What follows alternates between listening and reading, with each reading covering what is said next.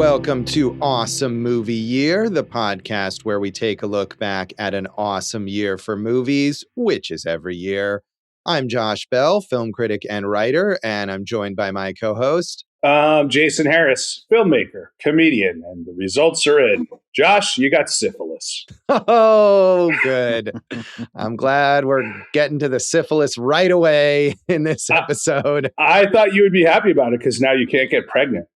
That is a valid concern, I think, really. So, although maybe we'll discuss how perhaps that was not true for our syphilis-infected character in this film. Now, life. Are you sure Dave is the only one who could have given it to you? Can you get syphilis from podcasting? I feel like probably. If you're not wearing a condom, maybe. Right. Yeah, I forgot to put that on my Riverside microphone. have safety protocols built in. Right. Hopefully. Yeah. So, weirdly, this movie is not mainly about syphilis, but here we go anyway. That is so weird. In this season of Awesome Movie Year, we're talking about the films of 1985, and we're here at the Academy Awards Best Picture winner, which is Out of Africa, the epic, true story of the life of Danish Baroness Karen Blixen and her time in Africa in the 1910s, primarily, where she had a farm. And I'm waiting for you to do the impression, Jason. I had a farm in Africa once. I had a farm in Africa once. Yeah. I had a farm in Africa. Hello, bro. I had a farm in Africa once. Tommy Wiseau had a farm in Africa once. It's a tough accent to pull off, dude. It's like Meryl Streep doing a 1900s Danish accent that's like, I guess, lessened a little over time because of her travels, and she's upper crust. I mean, I feel like it was a really solid effort on my part. It was a solid effort. And Meryl Streep kind of wavers in it, I will say. So you're saying I'm better than Meryl Streep at acting? I think that is exactly what I'm saying. Well, we've reached the point where we have nothing else to talk about on Awesome Movie Year. Maybe it's just the syphilis talking, though. So. His brain went cuckoo. Yes. So Meryl Streep plays Karen Blixen, the Baroness Blixen, the Danish noblewoman who marries her cousin, which does not get mentioned in the movie, but in reality, he was her cousin. We've all been there before. Yeah. And Josh, they have a... Which of your cousins would you marry? I don't think I'm going to marry any of my cousins. Hypothetically. If I don't really know. I don't really know my cousins. I haven't met most of them, honestly. So I have so many cousins, as you know. Yes, we've discussed this. And but many of them know I keep a list of rankings. I rank my cousins. And how much you want to marry them? No, by which is my favorite at that point in time. And I'll text them based on the rotation of the list. Like, hey, I hope this is not true. That's totally true. Clancy's in last because I barely know him. All right. Well, anyway, I don't know if Karen was doing this, but she may have, because, of course, one of the plot points of this movie is that she's in love with the twin brother of the cousin that she actually marries. But the one she's in love with rejects her. So she's like, I'll take this one instead. What an OnlyFans this would have been. I didn't even notice that they were twins because the brother shows up so briefly in just sort of like a flashback with the narration, but they are played by the same actor. So Klaus Maria Brandauer, who is mainly here as, of course, the husband, the Baron that she actually marries, but he plays the brother as well in that brief appearance. So in your research, you came across that they were cousins. Yeah, it's on her Wikipedia page. I mean, it wasn't like hard to discover, but they were second cousins, so it's not quite as bad as first cousins. But I mean, Jerry Lee Lewis still made a bunch of great songs. Yeah. What do you want? Rudy Giuliani, he married his first cousin, I believe. He's great, right? Well, you kind of ruined the conversation right now, but okay. So, yeah. They were, I feel like, European nobility in the early 20th century, they were all marrying their cousins. I mean, remember, they had to, the Habsburgs actually had to stop it. It was called the Habsburg Chin because of the intermingling of DNA in the same family. They were getting all these like, birth defects and everything like that. They were all cousin fuckers, Josh. They were. So that was the alternate title for this movie, Cousin Fucker. Cousin Fucker, ... out of Africa. Yes. The main, however, romance relationship in this film is between Karen and Dennis Finch Hatton, a big game hunter who in reality was British, but in this movie is Robert Redford, so he's American. And he's very... I'm okay with that. I'm okay with that. Like, apparently they Redford had planned to play it with a British accent and even started out that way. And Sydney Pollack, the director, said, no. Just be Robert Redford. I mean, sometimes that's really smart. Like we've all seen the Michael Mann movie Ferrari. Don't you think we could have said to Shailene Woodley, like, and Adam Driver, like, and really literally every single person in Penelope Cruz is the only one, who like owns that. But like, yeah, I mean, I think of The Counselor, the Ridley Scott movie. Didn't Cameron Diaz? She redubbed all of her lines to get rid of the accent because the Argentinian accent. So that is true. And I mean, in the case of like Ferrari, or I think of House of Gucci, which is another one with a bunch of really bad accents, where it's like they're all speaking English with a foreign accent, and it's not how these people would speak anyway, because they wouldn't even be speaking English in reality. So this isn't realistic in any way. But presumably Robert Redford could have pulled off a British accent. I don't know, maybe not. I don't know that he ever tried it in any other movie. But either way, he seems very American. I think that's the other thing, is that not only does he not have a British accent, but he seems like this rugged American cowboy type. He's a hunter. He's got his, it's not a cowboy hat, but it just feels like he's this frontiersman that could be in a Western. Am I wrong about that? He might be in, per se, like a river running through it. Right. Or he might be horse whispering. I don't know, so exactly. Yeah. I mean, he's a frontiersman. He likes Robert Redford historically likes the frontier, and he's taken on a lot of interesting roles that, like we talked about All Is Lost, I think, where he's just on a boat the whole time in the ocean. And he was, Butch Cassidy and the Sundance Kid, South American, kind of landscape. He's always going for these big, epic, swooping landscapes or political thrillers. Those are his two things. Yeah, he does specialize, or did specialize in those things, and had worked with Sydney Pollack on the political thriller 3 Days of the Condor, which is excellent and is better than this movie. So I know this movie gets the rap of like, oh, it's one of the weakest Best Picture winners, but I mean, is this year a great year for Best Picture nominees, Josh? Maybe not, but is this movie the best picture, or even the best of those pictures? I don't think so. I mean, I think we already covered Rand, which would have, to me, been in the hunt there. But I just this is like, classic Oscar bait movie though, right? I guess, but I mean, maybe we'll get in this more, but I feel like, we watch like The English Patient is what I think of, which is another period piece. It's a romance. It's got this kind of sweeping scope. It's long. I think people assume beforehand that it's boring, and it's much better. You watch that movie and it's much more engaging and entertaining. And this movie is it really is just dull. It's awards bait in theory because of the stars and the subject matter, of the period piece. It's based on a true story. But in terms of what's actually on screen, to me, it just lies there. I wouldn't necessarily expect it to be that. And it's interesting, looking at the reviews, which I'll get to in a minute. But a lot of times, especially in more recent years, these movies that are clearly like awards bait, you read reviews and they'll mention, oh, here's the big play for awards from this studio, or this is being set up this way. And this movie was released at Christmas time, which is, prime awards time.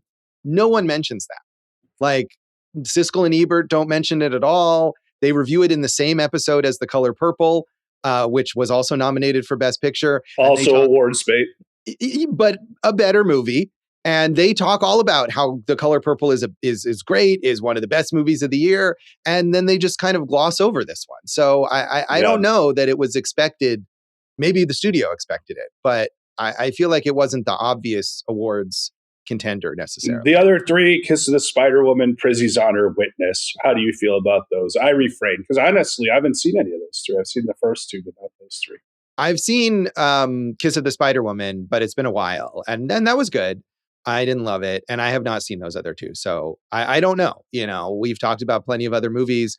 I don't know if Pee-wee's Big Adventure was going to get a nomination, but, I'll put that in there instead. Yeah, Better Off Dead. Let's go. So we'll see. But this did Justice for Savage Steve Holland, Best Director. Right. Imagine that. That would have been something. Engrave that Savage Steve Holland on your Oscar statuette. So weirdly to me, even weirder than the fact that it was an awards contender, this was a massive box office hit.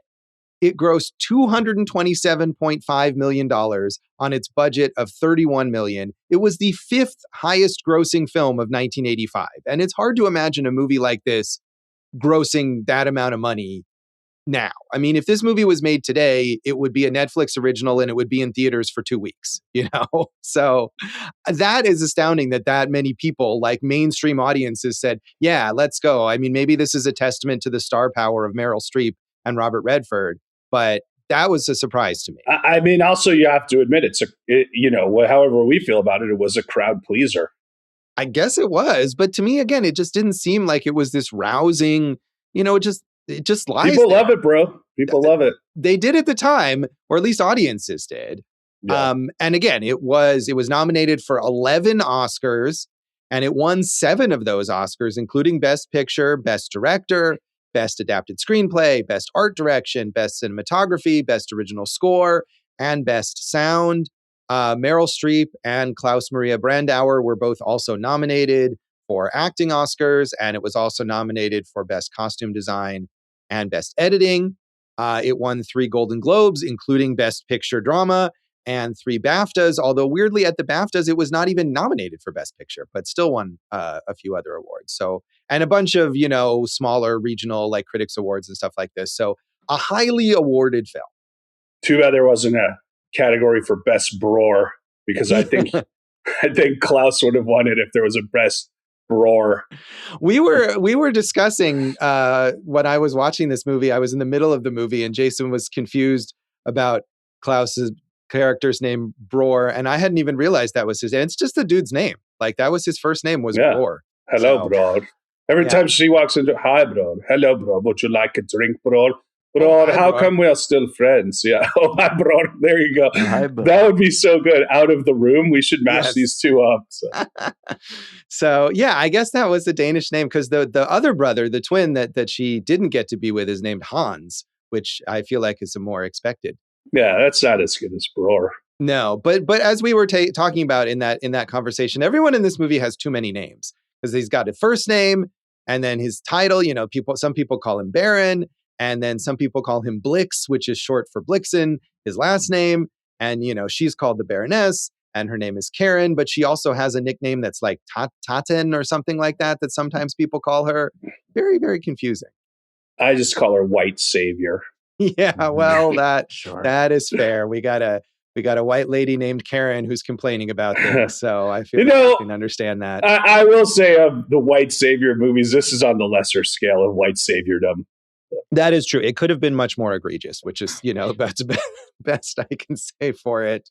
Yeah, I mean, she did have a farm in Africa, and she did hire the Kikuyu people, Kikuyu to work the farm, and at least by her accounts, they had a wonderful relationship. So by her accounts, they did. So, and we should say this is based partially on her own memoir titled Out of Africa, as well as other works that she wrote.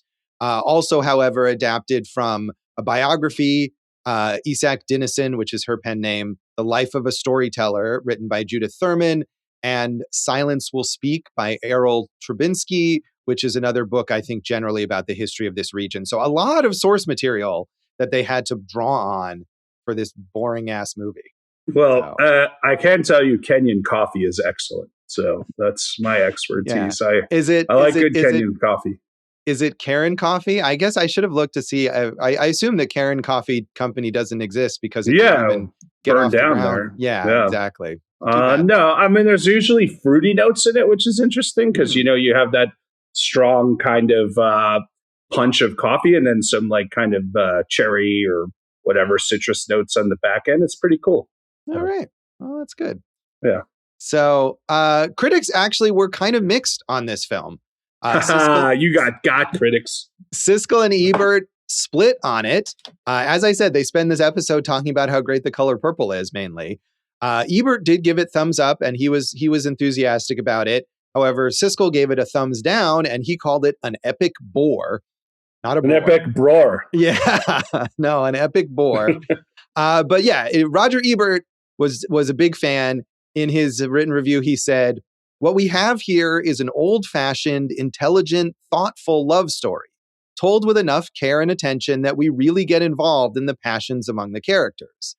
Out of Africa is a great movie to look at, breathtakingly filmed on location. It is a movie with the courage to be about complex, sweeping emotions and to use the star power of its actors without apology. Sydney Pollack has worked with Robert Redford before, notably in another big sky epic, Jeremiah Johnson. He understands the special, somewhat fragile mystique of his star, who has a tendency to seem overprotective of his own image. In the wrong hands, Redford can look narcissistic. This time, he seems to have much to be narcissistic about." That's interesting because I don't know that our age group would notice that about like Redford being an image protector of what he does and everything. So, but I guess if you look at, he's usually playing the hero and kind of, the guy who swoops in to save the day type character. So that's interesting. I mean, look, whatever you feel about this movie, it's beautiful looking. The scenery's beautiful and it's wonderful to look at. So that's enjoyable. Yeah, that's true. The one thing I will say is it definitely looks gorgeous. And, the fact that they shot this on location, they really captured the beauty of those locations. And yeah, you're right. I think about Redford, like maybe after this, he took on a lot more parts that complicated that image, that allowed him to be more vulnerable or flawed or whatever. And maybe at this moment in time, he seemed like he was more protective of that movie star image. But it's interesting that, Ebert is very positive about him, but elsewhere, the critics were especially down on him. And Siskel also really dug into him in their discussion and talked about how, in fact, Siskel said that Klaus Maria Brandauer was a much better actor and that he would have rather seen him in that lead role. And they mentioned Robert De Niro as well, which I think would have been a terrible choice. But De Niro and Meryl Streep made a couple of movies together, The Deer Hunter, obviously, and then they played romantic opposites in the 80s against each other. I don't know why. And, he's played those kind of out of, not out of Africa, but, out of the country kind of big game or big explorer types. But yeah, I don't know why you would say that. And I don't know why you're trashing Redford. I thought not you, but Siskel, I think he did a fine job. It's not the most complicated character he ever played, but, the idea of him having issues expressing himself emotionally or like his love of being alone, I thought that all came across fine. Yeah, it was. I thought both of them were fine and not spectacular. As we've discussed here, I am not really a fan of Meryl Streep. And I think, especially because she gets this ridiculous amount of acclaim and I think she's fine at best.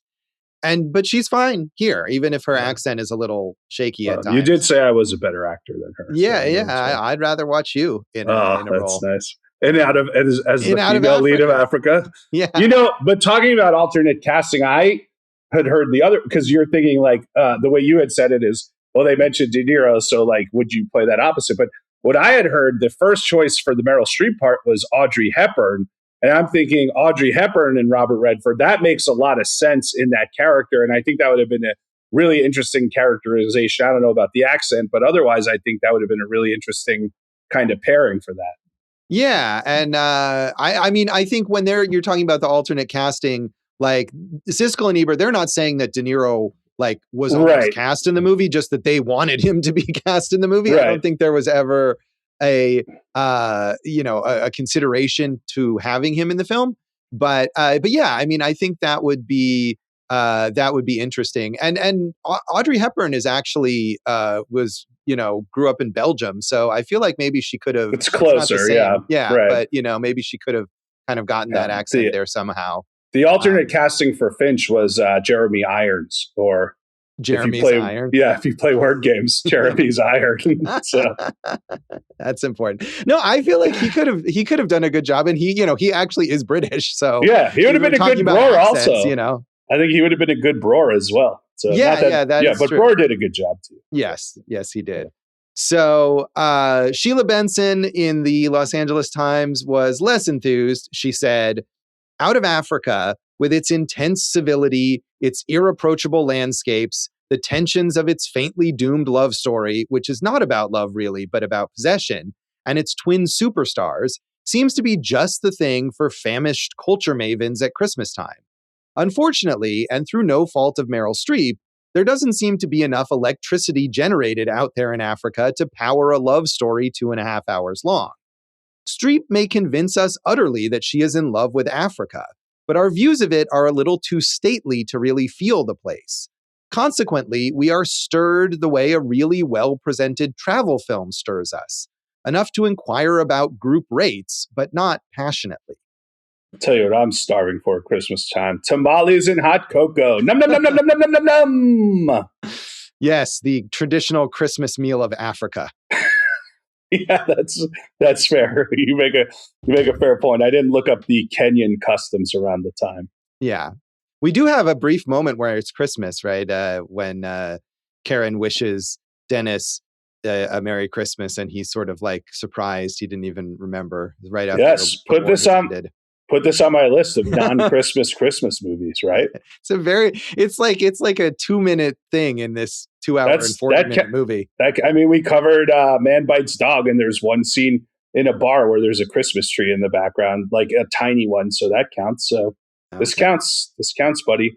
All right, if you say so. I didn't think we didn't cover Man Bites Dog as a Christmas movie, though. Yeah, I know, but it's still on my list. All right, well, that's an important observation.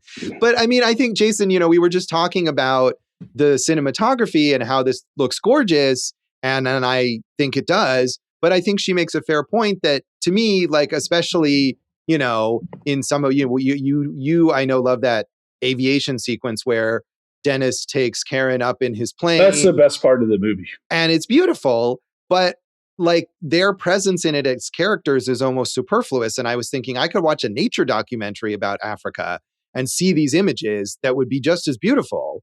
And well, I got to disagree with you, because that is, we're in the early 1900s, right? Dennis gets this plane, so no one's ever experienced flying, and the first person he takes up is Karen, and you see like the joy of the experience that they're sharing together. She reaches back and they hold hands while they're in there. That to me was the closest they ever were as a couple too. I feel like that was the reason I loved it. It does look beautiful. The music's great, but there was an emotional impact of that sequence. Oh, all right. Yeah. See, I would say the emotional impact of that sequence was nothing, or was no greater than anything else in the movie. What I liked about that sequence was the cinematography and the score. We should say the score is really good in this film as well. It's perfect for that very classical, sweeping, epic type of thing. But yeah, I didn't get any emotion out of that any more than I did out of any other parts of the movie. Yeah, well, you and emotion go together like Meryl Streep and Bror. Yeah. On again, off again. So finally, Pauline Kael in The New Yorker was not into this movie at all. She said, "Out of Africa dribbles on. Adult, diligently cryptic, unsatisfying. The picture squirms around, trying to make these people morally acceptable to a modern audience. Meryl Streep is animated in the early scenes, but Robert Redford doesn't give out with anything for her to play against, and the energy goes out of her performance. These two are meant to be lovers, but when they address each other, they talk into a void, as if the other weren't there. And when she demands that he marry her, it's as if a couple of pages from a bad novel about a possessive woman had been pasted into the middle of a National Geographic photo essay. This is, quote, classical big star narrative movie making, but without the logic, the easy-to-read surface, and the sureness that contributes to the pleasure of that kind of picture. Yeah, this was not an issue for me. Am I missing something? I mean, like you said, they're both fine. The chemistry is what it is. It's not terrible. It's not sizzling, but like, I don't know. I feel like these reviews just trashing them as performers and their chemistry is just, I'm not on base with it. So. I mean, but this is an epic love story and you're saying fine and it is what it is. Yes, you're right. Yeah, you mentioned The English Patient. You really get the longing of those two and what they need.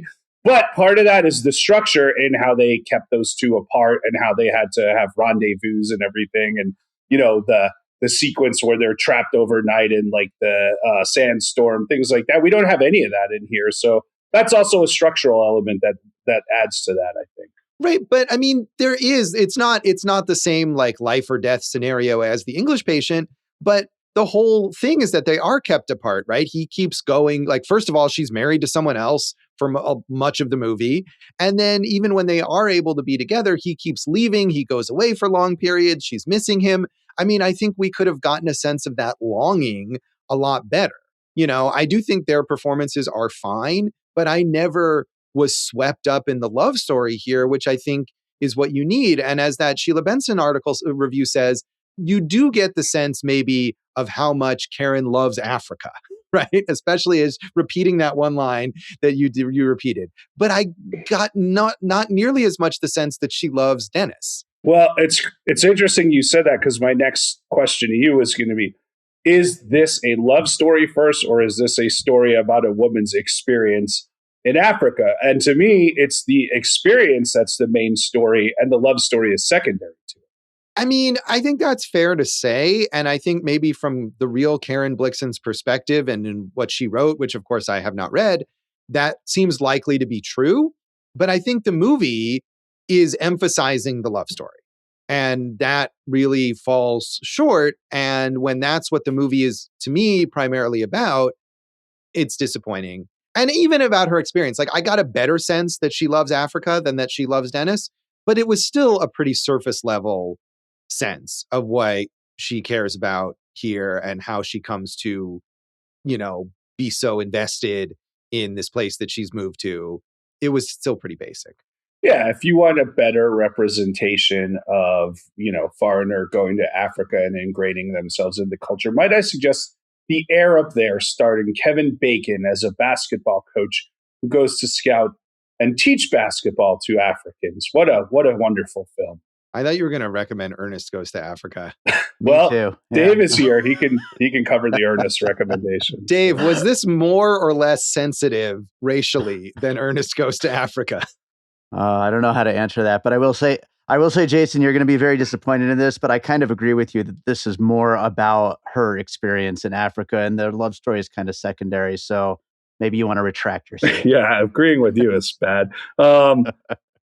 Josh, well, we might as well talk about, I didn't think this was like a culturally insensitive piece, like compared to so many of the things that we saw. Like this, that's why I made the little white savior joke there. Like this is, it just, I will say that the African characters are beyond secondary in this, and it would have been nice to get a little more of that. But yeah, I mean, we've seen so many like white savior movies. This is bottom of the list of offensiveness in there. Yeah, I mean, this is a really low bar that we're setting for judging that. But you're right. I mean, there is very little here that is racially insensitive or actively offensive, other than the fact that the characters, the native African characters, are essentially irrelevant. And late in the movie, when I think it attempts to have an emotional moment, when Karen is leaving, she's going out of Africa and back to Denmark, and she's trying, she has this interaction with her servant, her main, house manager or butler or whatever you would call him. Yes, and all paid work. Let's just say that. Yes, right? That is true. They are not. There's no slavery as far as we're. And there's no glad handing of like, oh, I'm so glad I'm your slave either. So let's right. Although both that guy and the kid that she helps with his injured leg kind of express their wish to go along with her when she leaves. Yeah, I like both of those characters. They're not characters, though. Okay, well, I don't know what to tell you. What do you want me to call them? I like both of those. Yeah, I know that they are characters. I feel like they're not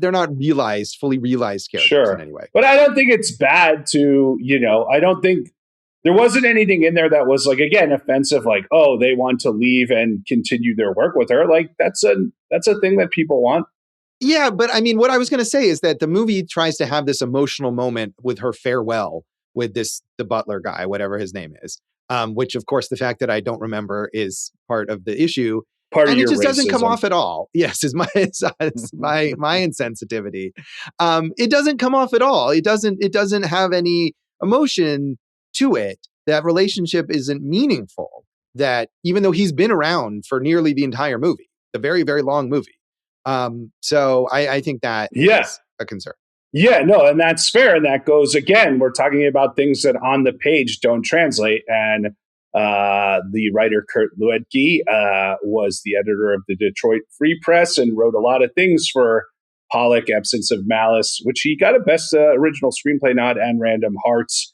And this one. So, I mean, again, we've talked about this a lot as a recurring theme. Sometimes the issues start on the page and they're not able to fix them, except with 7 Academy Awards and 11 nominations. Right. I mean, and he won an Oscar for the screenplay. So, did he?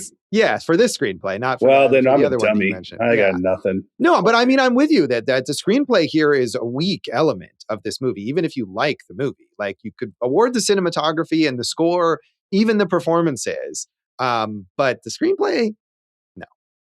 Well, it already happened. It did already happen, sadly. So, Jason, had you seen this movie before? I had not seen Out of Africa. I always, when I used to work at Blockbuster, I always feel like this and Lost in America had like box covers that you would kind of confuse. So, like, in my mind, I'm like, ooh, out. I mean, obviously, I knew it wasn't, but I'm like, Out of Africa. This will be a whimsical, fun rom-com for me in a fish out of water setting. But of course, I knew it wasn't. So. Yeah. What is Lost in America? Is that the Albert Brooks, man? Yeah, yeah. Come on, oh, yeah, dude. I've seen that. Yes, I have seen that with Julie Haggerty. Yeah. What if Albert Brooks and Julie Haggerty had starred in Out of Africa? I mean, it would have been a much funnier movie. I would have liked that. So, no, and I haven't seen this either. I weirdly own the Blu-ray of this because it's part of this big Universal like 100th anniversary box set that I have with a bunch of other stuff. And when I got that, there were a number of movies in it that I had never seen. And I was like, oh, I should watch the movies in here that I had never seen. This was not one of the ones. You did it now, though. I did, but I didn't. Like, I made an effort. I was like, oh, I'll watch these ones. And then I was Out of Africa. Nah, maybe not. Which did you watch? I don't remember. It's some famous films. I can't remember what else is in there, but it's the 100th anniversary of Universal. So it's a lot of their most well-known movies, blockbusters, and mostly movies that I had seen, like Jurassic Park and Jaws are in there. And Back to the Future, I watched again on that Blu-ray when we did our episode of it. So, stuff like that. But I had not seen this, and it does have, despite all the awards that we're talking about nowadays, it has a reputation as being one of the weakest Best Picture winners. So I feel like if you hear about it these days, it's mostly when people do like Best Picture winners ranked, and it's way down at the bottom. Yeah. So, Dave, had you seen this? I had not. The only reason I knew about it was from the Upright Citizens Brigade skit where Matthew Walsh is trying to convince someone he had the titular line in all these movies, including, oh boy, there's just so much traffic. I wish I could get out of Africa. Yeah, I saw your quote of that in your Letterboxd review, and then I saw it in someone else's Letterboxd review, and I was like, what is this? And I did look that up and watch that sketch. So he also has the titular line in Star Wars, I believe. Yeah, that's more entertaining in 2 minutes than this movie in 2.5 hours. So, anything else you want to say about the background of this movie, Jason? Yes, Josh. 2 interesting facts. They did use descendants of several Kikuyu tribe members who are named in the book, including the grandson of the chief. So he plays his own grandfather, Kinyanui, I think is how you pronounce that. And,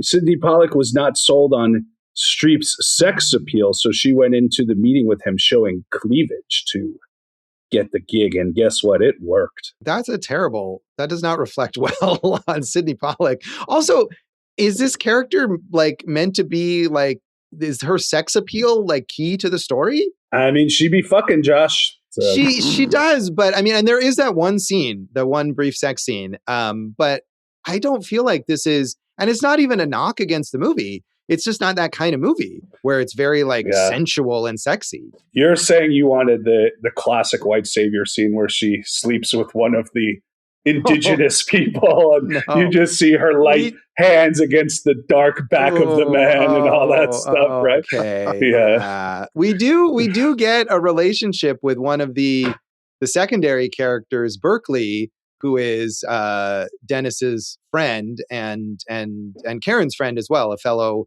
hunter.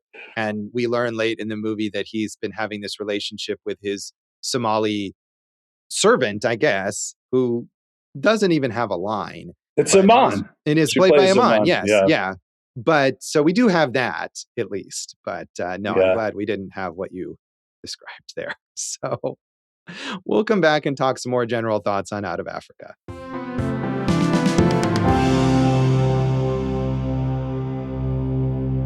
Welcome back to Awesome Movie Year. In this episode of our season on the films of 1985, we are talking about Best Picture winner Out of Africa. And we've really talked a lot about this movie already and gotten into a lot of thoughts on it.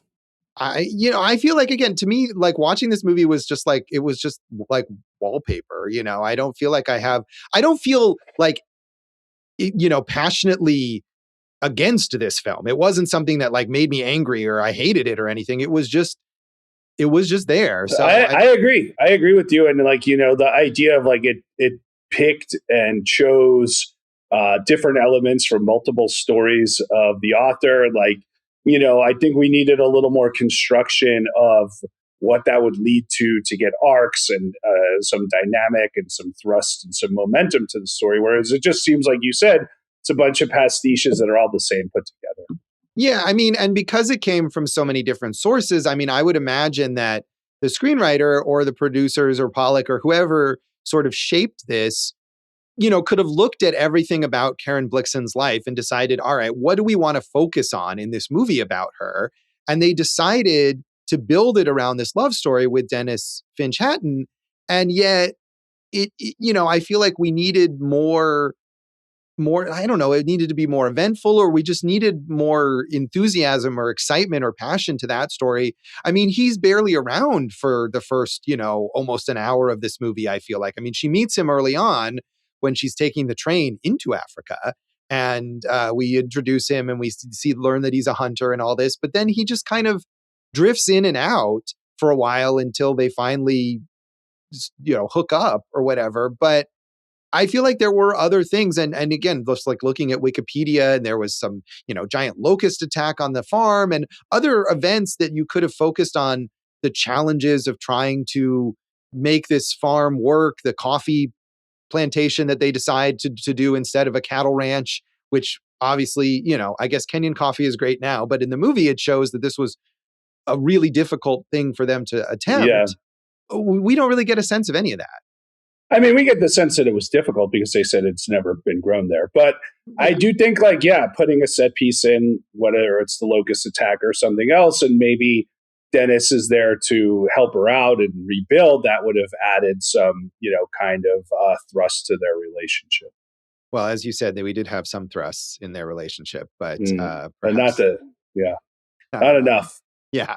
That's our note on this movie, more thrusting. Well, seriously, I mean, again, it's not that I need more sex scenes, but I think sex scenes as a stand-in for the idea of passion, for the idea of their ardor for each other that we want, I don't know. I think if you're a fan of romance, this movie is just not really going to do it for you so much. It just feels very, very staid and subdued, but yet it also doesn't capture that sense of repressed longing or something like we see in, I was thinking of The Go-Between, because we have Michael Gaugh here, who we've talked about, who always plays these upper crust British guys, Alfred from Tim Burton's Batman. And he's one of these other aristocrats in this movie. And, that movie is something where it is all about the things that the characters can't say, and we understand that in the audience. But that's not what it's about here. They say it. They don't hold back in this movie, and yet we don't feel it. Yeah. Well, she says a lot. He says less. So, right. That's just the character between them. I mean, I did find it interesting, and maybe, it could have been explored more. The idea of the solitary character, the person who likes being alone, who doesn't want to live by the kind of traditional and societal norms, who's like, look, I love you. I don't have to define it the way that people tell me to. I know that. I just don't want to be boxed in to what, I'm supposed to be. I thought that's an interesting character standpoint. And I'm okay with, saying like they could have gone deeper on that. Yeah, I mean, they could have thrust deeper. They could have. Yeah, that's what you need. You need deep thrusts, I think, is important. But yeah, I mean, we never really see his perspective, and that's fine. This is about her. It's taken from her writing. We've got her narration, her internal monologue, and all of that. But I think you're right that we could have understood that better or seen what that means to him better. Going back to like the African characters, he has this one guy who's sort of his like assistant or whatever, and is a Maasai. Is that right? That's the tribe, or he's half Maasai. I think he was half Maasai. Yeah, but at one point he dies off screen, and Dennis mentions this, and obviously that relationship was meaningful to him, but we don't quite understand, what was it about that, kind of quiet relationship where they're hunting together and they don't talk to each other really, but they forge this connection over their like shared solitude or something. All of that is sort of. I mean, I think that is what was meaningful. Yeah, but we don't understand it so much. I'm speculating. Yeah. Well, I mean, that's to me what I got out of it, because he says they've never spoken a word to each other. So they're communicating in the language of love, which is hunting and killing innocent animals. Right. Well, this is the other thing that Pauline Kael kind of mentions, and I feel like we should talk about. Even in 1985, the idea of the love story between the white big game hunter who is introduced carrying giant elephant tusks that he has cut off from elephants, and the rich white European colonizer. These aren't characters that we really like root for per se, right? I agree with you. At the same time, I'm not against love stories involving people like that. I mean, this was based on real experiences, right? There were. Right. Josh, I'm going to tell you, I don't know if you know this, there were white colonizers in Africa. Sure, of course. Yeah. And I mean, and I think you're right that it's not forbidden or whatever to tell stories about these people. But I do think it glosses over any negative aspects, and that even if it's not a white savior movie per se, all of the interactions that Karen has with the native Africans are portrayed positively. Right? She opens the school for them, and she tries to defend them and let them keep their land, which is really her land that she has, graciously allowed them to live on or whatever. It doesn't interrogate that in any way, or certainly the idea of big game hunting or anything like that. Yeah, well, why would it? They've only improved society, these people. Yeah, exactly.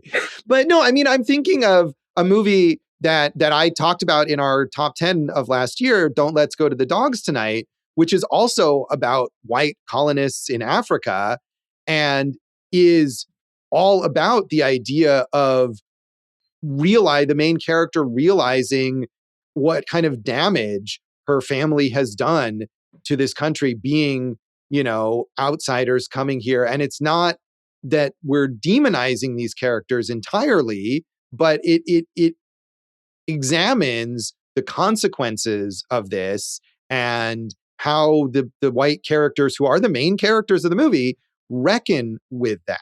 And that's not something this movie is interested in at all. I think that's also because you just said it was released last year as opposed to 1985, right? Like these were not, I don't think that would have even crossed minds of filmmakers and writers back then, which is not good, but that's what it was, right?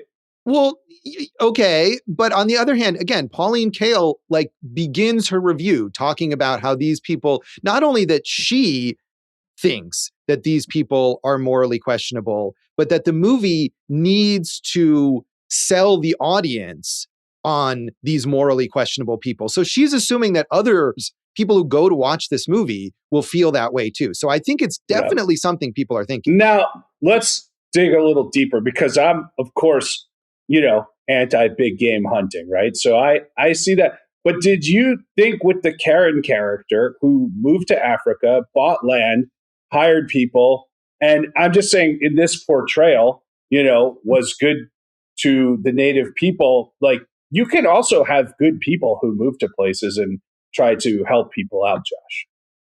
But again, I feel like if that's the case, then you need, she may have had good enough intentions, but she's still living within a system of exploitation. And I think the understanding of that and of one's participation in that is sort of key to being, quote, a good person. So, is she better than someone who is horrifically racist and, beats their, native servants and says lots of racial slurs? Okay, yes. But I mean, you're going to an extreme. I'm just But that's what I'm saying is that she's better than the people who are at that extreme. But is she actually benefiting any of these Africans? I don't know about that. I mean, like I said, all I know is she moved there. She paid people for their work. According to this movie, they all liked her. It's all good, according baby. to this movie, they all liked her. So, I go, this is canon. This is fact. Yeah. So. Yeah. All right. Yeah. Well, Dave, do you have any thoughts on this movie? The only thing I wrote down in my notes is these people are terrible. Right. So I'm with you. But yeah, no, my whole thing though, and I said this in my Letterboxd too, I expected to hate this movie so much. I thought it was going to be so boring. And I didn't think it was that bad. I just thought it was a bland, I think we all agree, Oscar baity kind of movie. And it was fine. We've all seen worse versions of this movie. Yeah, sure. But I mean, I feel like you guys are really damning this with faint praise. This is not an acceptable outcome here. So, I mean, I didn't hate the movie, but it did sort of wear on me because there's just so little here. I feel like in a way I'm thinking about all of the socio-political implications because there just isn't anything to actually think about in this movie. Nothing else there. Yeah. I like the animals, so that was fun. Right, right. When they murdered the animals? Yeah, sure. Yeah. Yeah, all right. I mean, I think we're all kind of in the same boat here. So should we rate this out of 5 trains out of Africa, Josh? Trains out of Africa? Yeah. I mean, yeah, I guess we should just go ahead and do that. I feel like, is there not, do we want to talk more about syphilis? Is there anything else we need to bring up here? Do you? I guess not. I don't know. I feel like this is such a long movie that we should have more to say about it, but that's fair. I will give it 2 trains out of Africa. Wow. No, I mean, again, it's I didn't hate it.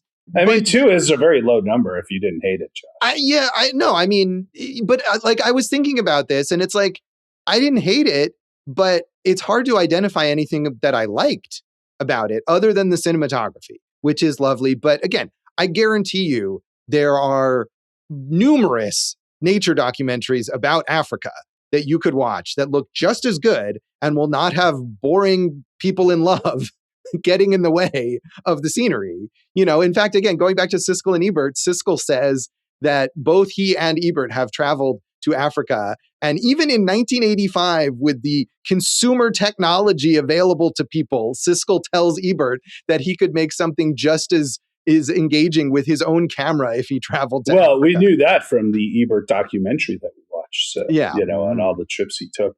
Right. All right. I'm giving it 3. Okay. And you're just going to have to deal with that. That's fine. That's your opinion. That's fair. I gave it 3, guys. Dave, how would you rate this? I'm also going 3. It's a fine movie. That's about all I could say. Would you guys recommend this movie to anybody? Yeah.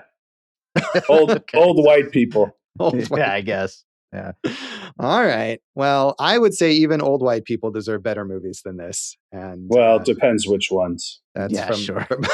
You're right. You're recommending it as a punishment to people.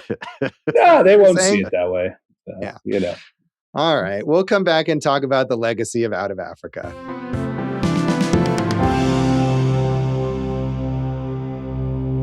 Welcome back to Awesome Movie Year. In this episode of our season on the films of 1985, we are talking about Oscar's Best Picture winner, Out of Africa, which just kind of doesn't do it for anybody, it seems like. I mean, again, as I said before, I feel like the legacy of this film, in large part, is its position as the, one of the lower rated Best Picture winners that you can reliably count on to be toward the bottom of a list, along with things like, Around the World in 80 Days and The Greatest Show on Earth and Crash. I'm gonna say this is at least recognized as a tier above the ones that you've mentioned. Like, those are like the really ones that are like, come on, bro, what are we doing? I think people will be like, honestly, I don't think Enora is better than this movie. That one a few years ago, Nomadland's not better than this movie. I would lump a few of the more recent ones in that are just I mean, I don't even really like either of those movies very much, but they're definitely better than Out of Africa. I don't know. Nomadland, you think's way better than Out of Africa? You think it's that much better? I mean, I had way above. Yeah, I mean, I didn't love it. Like, I thought Nomadland was okay, and I'm not big on Chloe Zhao in general, but I had a lot more invested in what that character was doing in that movie than I did with anything that was going on in this movie, and it was a lot shorter. So yeah. Well, I'm just saying, I just think this would be ranked a tier ahead of the ones, like, especially like a Crash or something. Oh yeah, well, definitely this is better than Crash. I mean, to me, Crash is like, I mean, I haven't seen all the Best Picture winners, but I would be shocked if I would put anything below Crash. And I mean, that was like possibly the worst movie of the year it was released. Like, that's egregious. So yes, this is better than we should do that year next just to make you watch that movie. Oh again. God. Hell yeah. That would be a choice. It's going to happen sooner you know or later. what? And I will dutifully watch Crash again if that's what's necessary. With an open mind. Not at all. Sydney Pollack, this was sort of later in Sydney Pollack's career as this director of, kind of Hollywood prestige films. I think the only Pollack film after this that reached that level of success was The Firm, which I know, Jason, you watched recently just before this. I did watch it. It was cool. Like, I didn't think it turned that last screw to like make it like a really excellent kind of, corporate thriller, but it was good. It's also too long. But there are some ones like, we know the big ones, right? Tootsie, The Way We Were, 3 Days of the Condor, Jeremiah Johnson. But like, They Shoot Horses, Don't They? The Yakuza, Absence of Malice. Those are all like highly regarded films that would be worth watching. Yeah, I mean, I haven't seen almost any of those, I think, other than I've seen 3 Days of the Condor. And I've seen The Electric Horseman, which is another collaboration of his with Robert Redford, which is not very good. But yeah, they must have made like 4 or 5 movies together. Yeah, they did. I think because they did Jeremiah Johnson together as well. But again, this was after all of those movies. So, this was sort of like the peak in a way, right? He, won the Oscar for this and then never really recaptured that. And I have seen The Interpreter from 2005, Year of Crash. I believe that was the last narrative film that he made with Sean Penn and Nicole Kidman, where he was kind of trying to recapture that paranoid political thriller tone, which I thought was okay. But this was really his big moment. And he also worked as a producer, later on in his career. Very talented producer. Very, illustrious career as a producer. And an occasional actor. I mean, that's how we've discussed him before in our episode on Eyes Wide Shut. So, respect to Sydney Pollack, but not for this one so much. I mean, I actually really like him as an actor. I don't think you find a bad performance of his as an actor. We've covered 2 movies he's acted in, Eyes Wide Shut and The Player, but it would be worth watching more. And as a producer, he Townsend, Mr. Ripley, The Reader, which I think is somewhat akin to a lot of the themes we talked about here, That's a bad movie. Yeah, I agree. But all right. It won more Oscars like this one, Josh. Right, so. Exactly. He as a producer, I mean, Michael Clayton and the Fabulous Baker Boys and Talented Mr. Ripley. You got 3 bangers in there, bro. Yeah, fair enough. And I know you love Margaret, the Kenneth Lonergan movie. It's so good. Yeah, which I have not seen. But sure. But I also feel like he did, as a producer, lend his name to a lot of boring Oscar baity movies, perhaps as well. Things like The Reader or Cold Mountain. But, he was very much a Hollywood studio guy. And within that system, managed to come up with some worthwhile stuff. And I do agree with you as an actor. He's very good in Eyes Wide Shut. I mean, I didn't like Cold Mountain, but on paper, that movie should have been really great, right? So he's taken shots of worthwhile products there, just not all of them turned out. Yeah. But I mean, I think a lot of them do fit, again, in that mode of like, this is a movie that could be a big Oscar contender. I hope so. We have talked about Robert Redford a bunch of times in our episodes on Ordinary People, Butch Cassidy and the Sundance Kid, and Downhill Racer. Sadly, he passed away last year. I don't know if we need to, Robert Redford is great. You mentioned All Is Lost, which is always a favorite pick of mine. Robert Deadford now. Sadly. Oh, that's a good contribution. Thank you for that. I didn't want him to die. I like Robert Redford. I like him. I mean, you didn't want him to die. How generous of you. Certainly not. But, not just that, Josh. I mean, we've talked about his impact on the American independent cinema as the founder of Sundance. So, I mean, all-time legend as a actor, as a performer, right? He won Best Director and Best Picture for Ordinary People. We've talked about him as a director like that. And so, yeah, I mean, he's a legend of the game, Josh. Yeah, and we talk about, I mean, obviously every year in which Sundance existed, we always talk about a Sundance winner, including this year. And 1985 was just the second year of Sundance as Sundance. So certainly, it has a large impact on movies that we discuss here. I think it's interesting that he never put any of his own movies in Sundance. Did he not? Or there's never a Robert Redford movie that played Sundance? As far as I know. I mean, maybe I'm a dumb idiot. I mean, it's possible I'm a dumb idiot. You guys know that. But from what I know, I don't think he did. Yeah, I don't know either. I'm thinking of stuff like All Is Lost or The Old Man and the Gun, kind of indie-ish things that he did later in his career that seem like movies that would play Sundance, but I don't know if they did or not. So maybe it wouldn't surprise me if he had that perspective. Like, I'm the head of Sundance. Certainly don't put my movie in competition at Sundance, and feel like someone is obligated to praise it or give it an award or something like that. Maybe in a non-competition slot. I don't know, but you may very well be right. I don't see anything. I just Googled it and I don't see anything that says he did.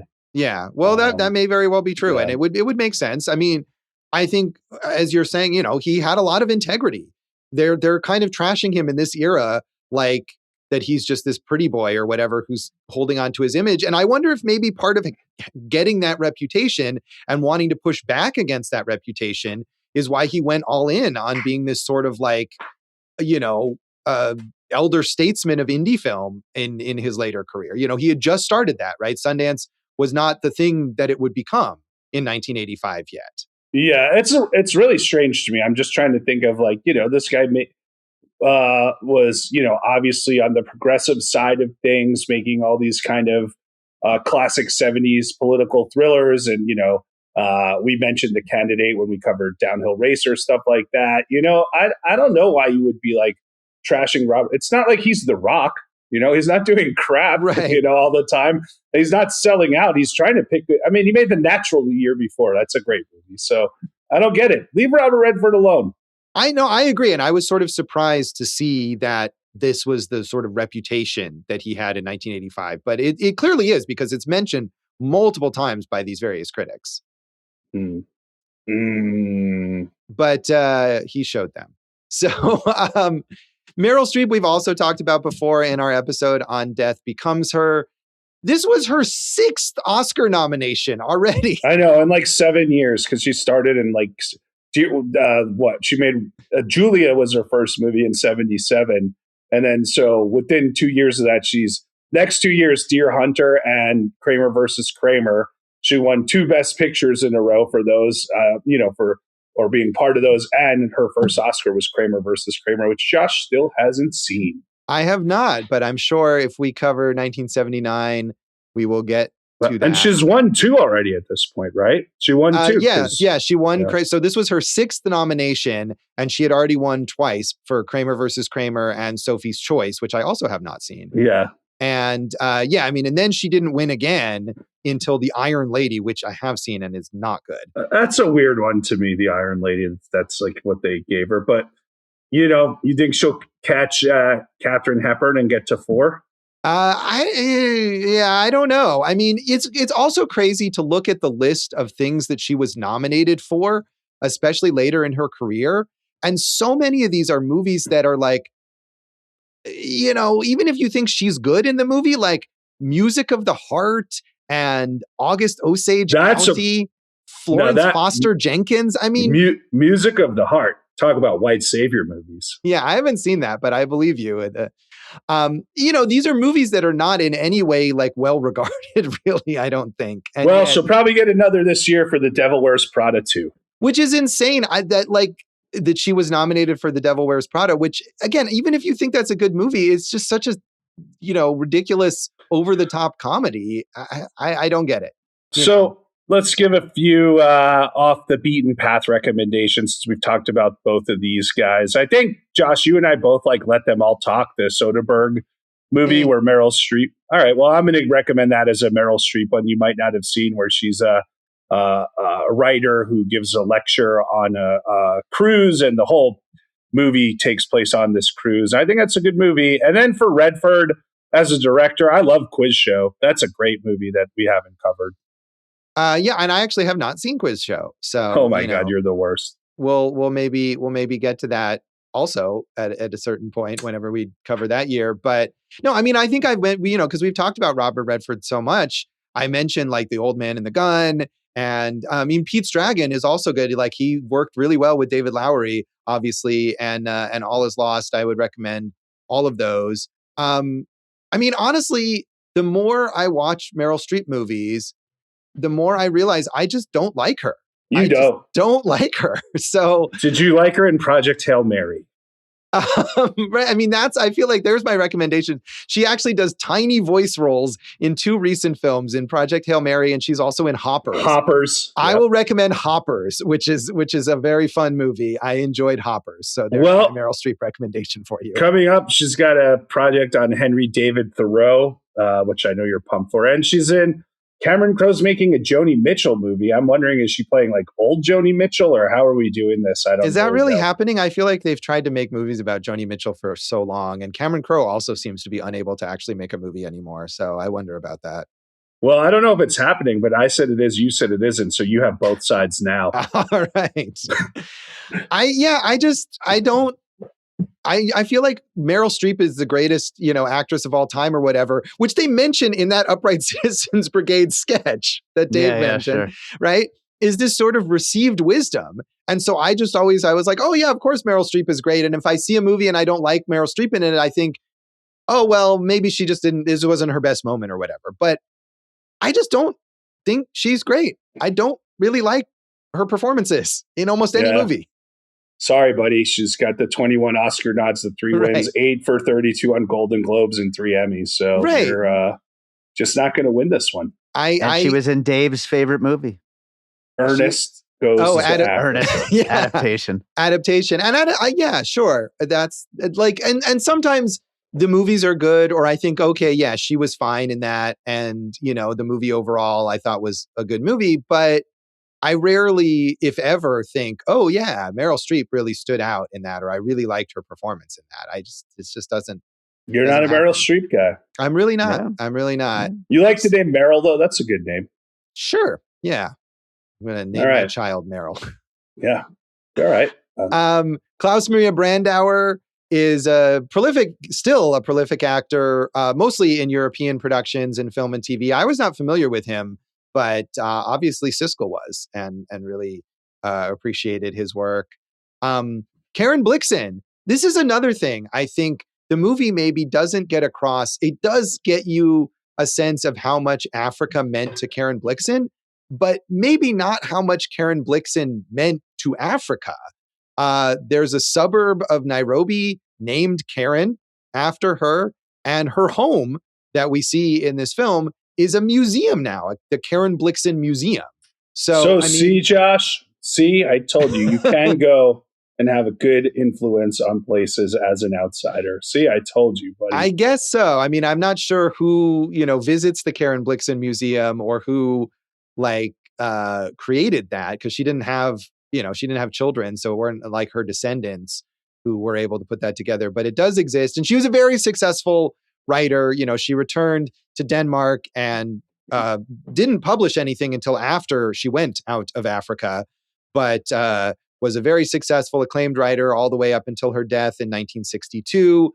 There are also movies based on her stories, Babette's Feast, which is a very famous film, as well as Ermengarde, The Art of Seduction. And there's another biopic about her called Karen from 2021, a Spanish film that's not very well known, but I don't know what aspect of her life that captures. I marked down Seven Gothic Tales as an adaptation. I think it was a European film. And Josh, just to circle back on our boy Bror there, Brandauer, he also acted in plenty of American films. Never Say Never Again, or English language films, and White Fang. So those are two of them. Mephisto, that's not one of them. Yeah, I don't know about that, but Never Say Never Again, the unofficial James Bond movie, that I have not seen that, but when Connery returned. So anything else you want to say about the legacy of this movie, Jason? I had a farm in Africa once, at the foot of the Ngong Hills. Mm-hmm. Well, the impression's okay. I'll give you that. Good, I'll take it. So that's Out of Africa, and that is this episode of Awesome Movie Year. You can check us out online and on social media. Yes, you can at awesomemovieyear.com, Awesome Movie Year on Instagram and Facebook. I'm Jason Harris Comedy, or Jay Harris Comedy on all the socials. Go for Jason on Letterboxd. If you watch one of our films on Letterboxd, please comment on it and tag #AwesomeMovieYear. Like the comment I got yesterday, trashing Josh. That was wonderful.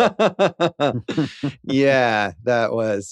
Hey, I'll take any feedback that anybody has. Yeah, we're into it. Anything that we discuss on the show, we're always happy to hear it. We appreciate the positive and less positive feedback.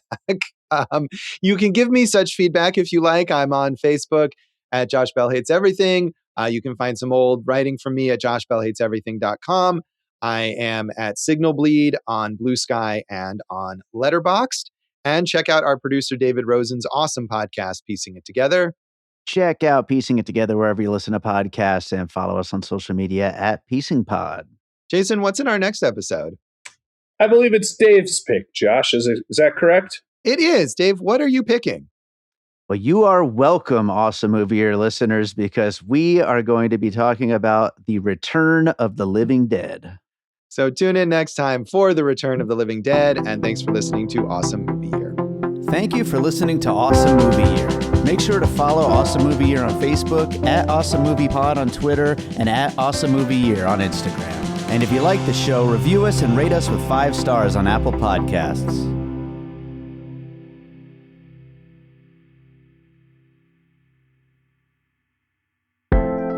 An All Points West production, produced by David Rosen in Las Vegas.